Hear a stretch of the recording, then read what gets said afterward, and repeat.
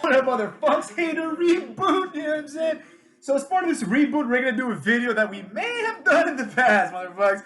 But that's what reboots are all about. It's like when they get a new Spider-Man, you know what I mean? And you have your Tobey Maguire Spider-Man, and then you get that English guy, and you get that other English guy who's like 3 years old. You know what I'm saying? This is just like that, except the hater is better than ever, motherfuckers. Where a Spider-Man can be debated. If I remember, we're also gonna do shout-outs at the end of this video, so stay tuned for those, motherfucks, because I don't have that shit pulled up right now. So there you go. I mean, what can I do about that? Not much, you know what I'm saying? Not much in this bitch. So with that being said, let's get to the video of today. Today's video, motherfucks, is going to be about everyone's favorite wrestler. I don't know what everyone sees in this asshole, but it's going to be about everyone's favorite wrestler. You know what I'm saying? So there you have it. I mean, we're going to talk about Karrion Kross, motherfuckers. Karrion Kross. Karrion Kross and how much Karrion Kross sucks ass. As a matter of fact, motherfucks, as a matter of fact, we have, that's right, we have 25 reasons why Karrion Kross sucks ass. All right? So, without any further ado, you know what I'm saying? Let's get to that. All right? So, reason one why Karrion Kross sucks. All right? This is one of the most important reasons, I would say. And this reason is the phrase fall and pray. Now, fall and pray means fucking nothing whatsoever. All right? So, with that being said, it's like, why is he even saying this shit? You know what I mean? Why is he even saying fall and pray? It's one of those situations where the thing doesn't make any sense, but yet here we are anyways. You know what I mean? So, why does he say it, right? I understand it's one of those things that's supposed to be like pseudo cool and like mysterious enough, right? And the people can like, you know, completely, just regurgitate it left and right for Karrion Kross, but I think it fucking sucks, motherfuckers. I think it fucking sucks. So, that's the first reason why Karrion Kross sucks, but don't worry, we got about 24 more. Reason number two, his Roman skirt. He wears a little, I'm sure there's a name for it for any of you nerds out there, but that little skirt that Roman gladiators would wear back in the day, you know? I don't know why he wears that. Like, is he also a gladiator? Make up your mind, bro, you know? Reason number three, his first finisher is a sleeper hold. You can call it the cross jacket all you want. It's a sleeper hold with body scissors. It's the Kakita clutch. His match with Samoa Joe is going to be who gets the sleeper hold on who, which means it's going to be a shit match. His second finisher is a running forearm, motherfucks. A running forearm, which also sucks ass. People used to make fun of JBL's clothesline from hell, which was an amazing finisher, and people now tolerate this. His signature move, reason number five, or his third finisher, is a backdrop. You can call that a Saito suplex. You can call it a Doomsday Saito suplex. It remains a backdrop, and it is unimpressive. Reason number six, his entrance is overproduced. Okay? This is a big one. All right? The overproduced entrances need to stop, because what happens is that they create only one narrative, and that is when the person that has the entrance invariably fails, people think that something horrible happened. They think that the next Batista was held back just because they have an overproduced entrance. So they need to tone that shit down, and luckily they have. Now, of course, because he started out with an overproduced entrance, toning it down is not a good look either, motherfucks. Reason number seven, a personal favorite of your boy. He has no direction whatsoever. Karrion Kross has no direction. He's been trading wins and losses with Jeff Hardy. Looks like he finally came out on top of that feud, but who cares? You know, what's he going to do next? He's going to wrestle Sheamus? Who cares? He has no direction, and he never had one, right? In NXT, he had, for the first like 9 months, he had no direction. He was just wrestling people aimlessly, right? Having matches with people for no reason. And then eventually, he decided to want to become champion. And that's also no direction, because he was just champion and he was just defending his title, you know? They tried to add some sort of narrative element to his matches, but it just didn't work. You know, it's like, oh, Finn Balor, like, I'm going to kick your ass. And then there was that month where everyone that he would wrestle would come out and basically say, like, you're just big and you suck and I'm a legend. Like people like Adam Cole, you know what I mean? Like Karrion Kross sucks, but he's better than Adam Cole, you know? So that was pretty much the character that Karrion Kross had. He was the entitled guy with the overproduced entrance, right? That all the indie midgets hate on because he's bigger than them. Problem is, he ain't even that big, motherfuckers. But don't worry, we'll get to that later. Reason 8, probably my favorite reason. He will invariably be another one of those I can't believe WWE dropped the ball on this guy dudes, right? The people where the fans and the internet say things like, Vince McMahon doesn't know how to use his talent. You want proof? Karrion Kross should have been a 10-time champion. That's what this guy's gonna become. He's already on his way, motherfuckers. This guy may as well quit now and go to AEW and start his career off before AEW starts signing some real wrestlers, you know? So there you got it, you know? Reason number 9. Probably a controversial reason. Scarlett Bordeaux is not as hot as people say she is.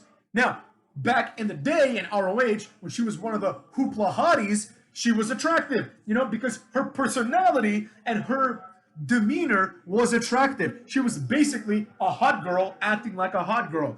Now, she's a hot girl acting like an ugly goth girl, so it makes absolutely no sense.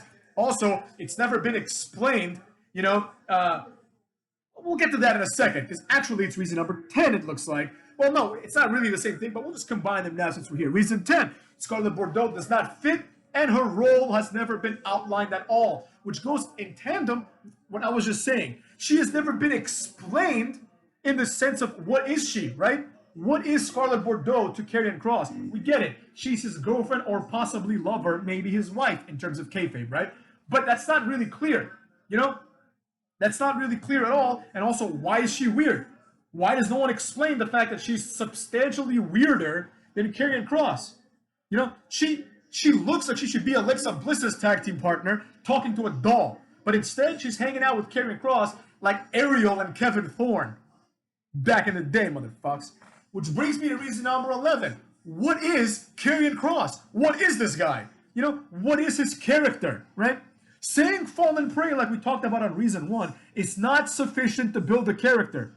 Having pseudo elements of the surreal or of the supernatural, which he doesn't really have, right? He's on the same level as Aleister Black, more on that later too, right? It's not a character. Him coming out and saying fallen prey to some weird song is not a character, right? That is a big problem in WWE. They have wrestlers like Keith Lee, for example, who have the potential to be something great if they get a character. Look at Apollo Crews and the, Aziz guy, right? Complete jobbers. Now they have characters and they're on TV. I understand he just lost, but it is what it is. You need characters. At least he's on TV. He was on the way to being released, and now he's on TV. You see AEW doing the same thing. There's like, no one has characters. Everyone's character is like these vague facsimiles of former wrestlers. Or they're like so over the top that they're not even characters anyways, like Orange Cassidy. Just his attitude is he doesn't care. It's not a character. That's an attitude. That's like saying this guy's character is he pays his bills on time. No, motherfuckers, it's not a character. A character is something like the Boogeyman or Bray Wyatt even, I hate to say it. He is a character. He's a shitty character, but a character nonetheless, right? Someone like Randy Orton when he had like a intermittent explosive disorder. That's a character where you're like, oh, based on who Randy Orton is, I can predict what he's going to do next week.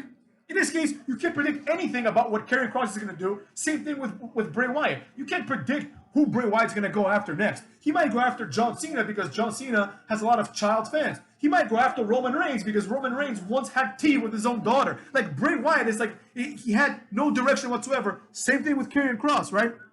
Characters need to have direction, but they need to have character in order to establish that direction. So, for example, you have Val Venus, right? It's like, all right, this guy's a porn star. What is he going to do next? Well, it might be conceivable that he might get into a feud with someone and try to steal their girlfriend because he's a porn star, right? And he's supposed to be this guy who's like good in bed. So he's like, I'm going to try to seduce someone away. He's supposed to be good looking, etc. You know? And then shit hits the fan and it's like, oh, the right to censor is happening, right? And they go after Val Venus. Why? Because he's a porn star. There's a reason why they went after Val Venus and Godfather, right? Because their characters were conducive to having dramatic shifts if they joined right to censor. This is called good storytelling and good world building. something that WWE doesn't do very well, and that AEW is even worse. So the answer to who is Karrion Kross or what is Karrion Kross is a big mystery, motherfucks. So anyways, reason number 12. He has no other distinguishable moves beyond the 3 aforementioned moves that I talked about. He has 3 moves. He doesn't do anything else. Now, he may do the occasional clothesline, and he may mount someone and do punches, and he may even do a belly-to-belly or something, right? But these are not distinguishable moves that correspond to him, or taunts, or anything like that, where you're like, that's a Karrion Kross move. You know, something that Karrion Kross can do, and Michael Cole can say without humiliating himself, vintage Karrion Kross, right? So Randy Orton has his finishers, he has his moves, and then he has other moves that are Randy Orton type moves. These have varied substantially throughout the career, but I can rattle off 10 off the top of my head. You know what I'm saying?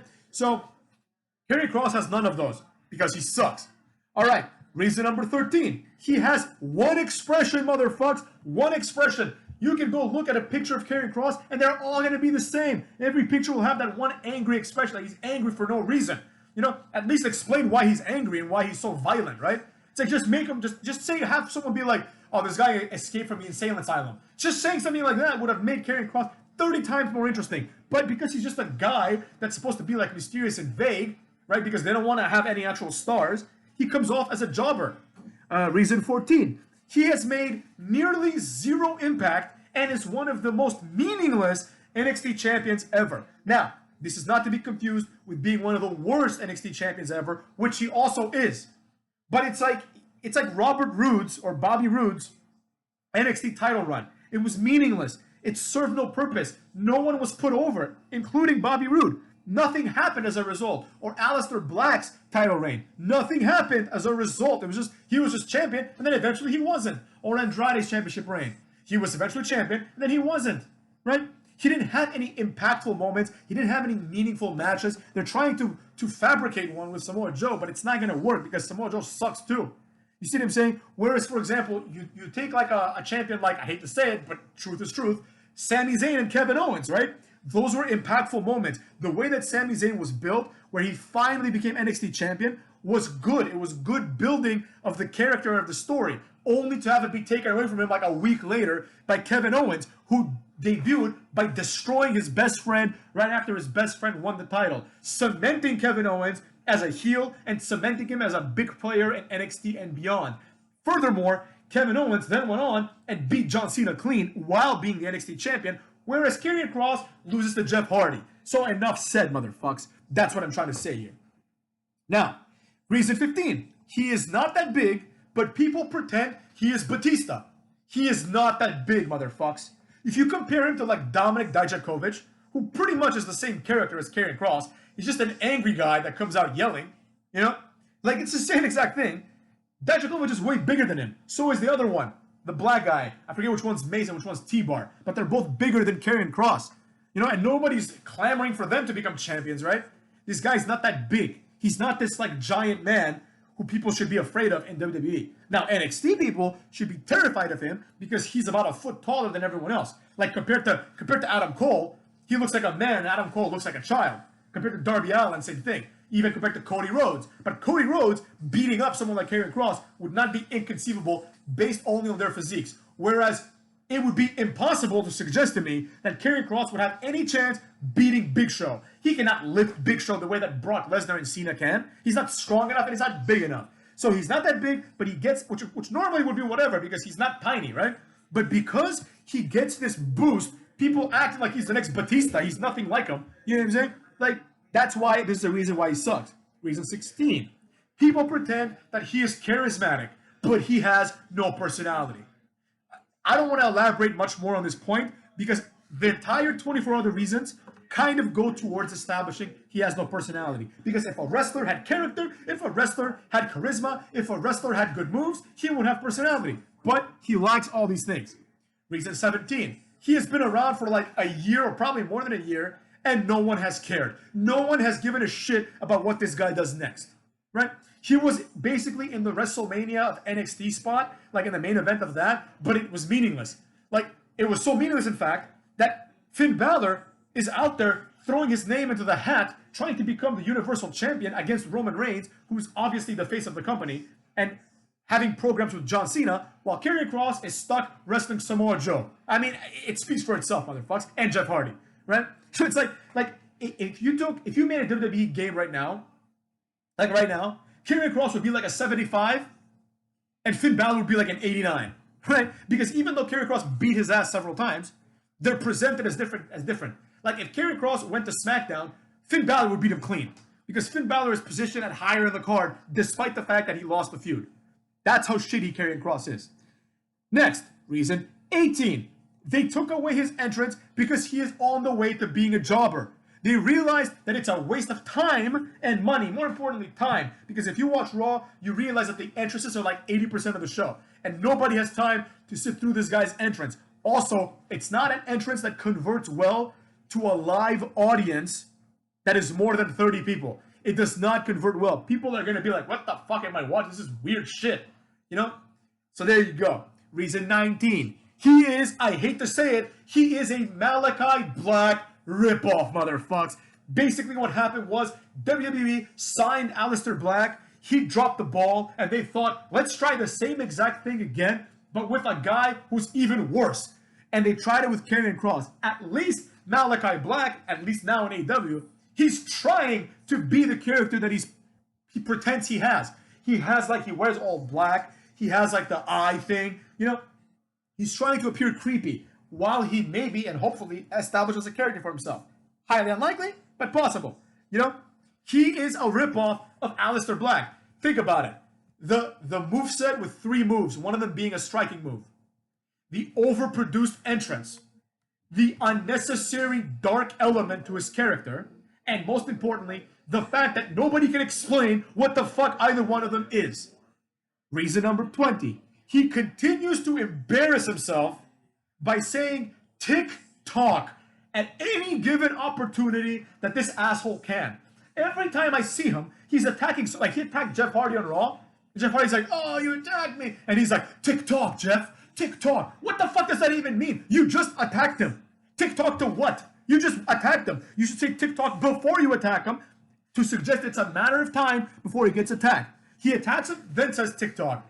At this point, his obsession with the phrase TikTok, which is not clever or poignant in any way, should just be converted to a TikTok gimmick, where he comes out and dances for 15 seconds every week and people cheer, like a No Way Jose type thing. That would make more sense. Reason 21, the hourglass, motherfuckers. The hourglass sucks balls. The best thing to happen in the hourglass was Keith Lee stomping on it.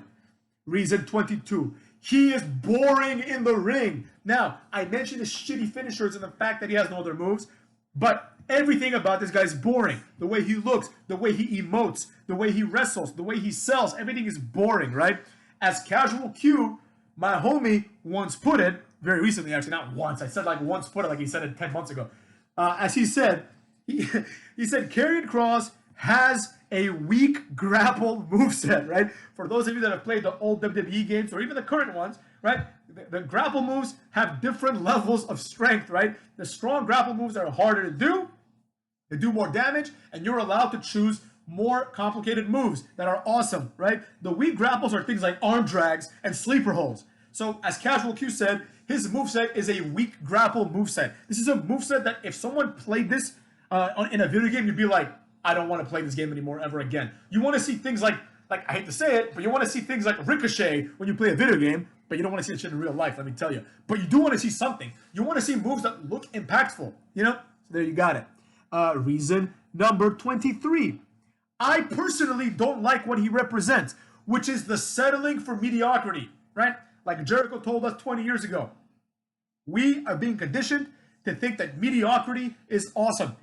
This is mediocrity. This is not awesome. The only awesome thing to come out of NXT in forever is Velveteen Dream and Dexter Lumis, in my opinion, and to a certain degree, Cameron Grimes.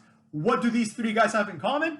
They have characters, and those characters are conducive to what they do in the ring and in the storylines. For instance, Cameron Grimes going from rich guy, when he started the rich guy gimmick, to butler is impactful because he was rich guy.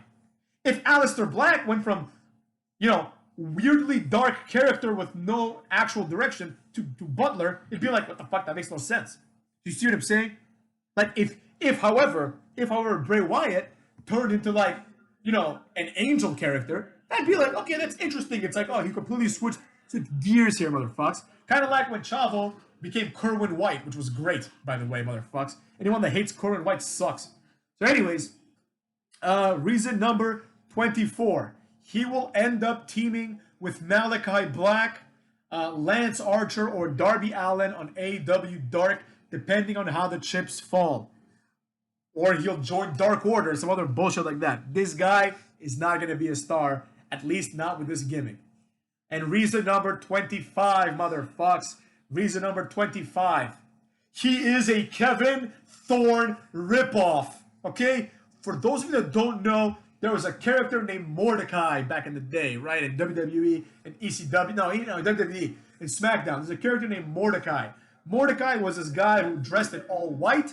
He had like white hair or like really blonde, white eyebrow. Everything about this guy, his main color scheme was white. And he was supposed to be this like justice-driven conqueror, I guess, kind of like almost like a priest, you know what I'm saying? Like a crusader type guy, right? And he would have all this cross motifs and things like that. The whole point was that this guy was a guy who was here to correct the wrongs. He was like right to censor, but one guy, right? The irony was that he was actually the heel, right? He'd go after people like Undertaker and Eddie Guerrero, you know what I mean? Like he'd go after people that people actually loved and that were better than him. Eventually, Mordecai was repackaged as Kevin Thorne on ECW, where it was the same exact character except he was dark and evil and a vampire, right? He, much like Karrion Kross, had no real character. He was just a big guy who was vaguely dark. He, like Karrion Kross, had a woman as his valet who would come out and try to be sexy, right? And had some sort of supernatural element to her, right? He, like Karrion Kross, is not gonna go anywhere. So there you go, motherfucks. These are 25 reasons why Karrion Cuck completely sucks. And now, before I go, motherfucks, we're gonna talk about some subscribers, motherfuckers. Some subscribers and people that want shoutouts. Now, I'm not gonna remember all these things, but let's go with Charles Maynard. Shout out to you, motherfucker, new subscriber. Ice City King, he's a new sub. Welcome, motherfuckers. Jaron James, what's up, bro? Lord Bentner, he's a real one. You know what I'm saying? And Shawnee says, can I have a shout out for no reason? Here's your shout out, motherfucker. You know what I'm saying? So there you have it. I think that's it. If I'm missing anyone, just write it in the comments and we'll go from there. Now, if you haven't liked, subscribed, shared, commented on this video, what are you waiting for, motherfucks? Do me a solid and get it done so we can grow, spread our message across, because Hater in the Reboot doesn't give a fuck, motherfucks. He doesn't give a fuck. We are growing this channel and we're taking it seriously. That being said, go fuck yourself.